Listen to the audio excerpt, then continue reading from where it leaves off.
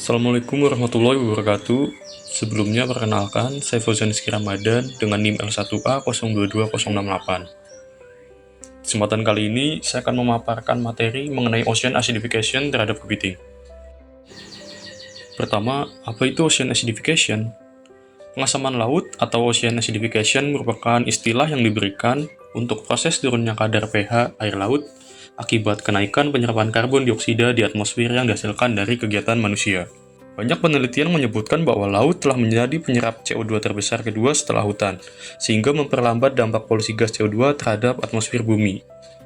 Meskipun penyerapan oleh laut ini akan membantu memperbaiki efek iklim dari emisi CO2, namun larutnya CO2 di lautan dapat menyebabkan naiknya konsentrasi ion hidrogen, sehingga akan mengurangi nilai pH dan mengakibatkan lautan menjadi semakin asam.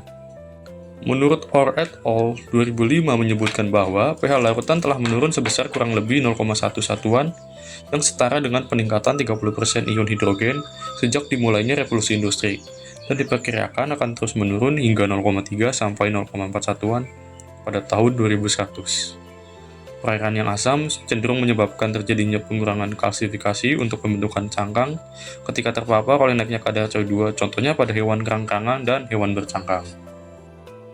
Apa penyebab ocean acidification? Penyebab utamanya yaitu karbon dioksida yang berasal dari berbagai aktivitas manusia, diantaranya hasil buangan industri, peternakan, kendaraan, dan pembukaan lahan. Selanjutnya, ada dampak ocean acidification terhadap kepiting. Yang pertama, penurunan pertumbuhan perkembangan cangkang. Kepiting membutuhkan kalsium karbonat untuk membangun dan memelihara cangkang mereka. Ketika pH air laut menurun, konsentrasi kalsium karbonat yang tersedia juga ikut menurun. Hal ini dapat menyebabkan cangkang kepiting menjadi lebih tipis, rapuh, dan rentan terhadap kerusakan. 2. Persebaran populasi kepiting. Ketersediaan mangsa dan habitat yang terbatas menyebabkan migrasi untuk mencari kondisi yang lebih menguntungkan. 3. Peningkatan kerentanan terhadap predator dan penyakit. Cangkang yang tipis dan rapuh membuat kepiting lebih rentan terhadap predator dan penyakit. Predator dapat dengan mudah menghancurkan cangkang kepiting sehingga mudah untuk dimangsa. 4. Perubahan perilaku larva kepiting. Perubahan perilaku seperti perpindahan larva kepiting yang dipengaruhi oleh perubahan pH, dengan larva lebih banyak berenang ke arah bawah pada tingkat pH yang lebih rendah untuk bertahan hidup. Terakhir, upaya meminimalisir ocean acidification.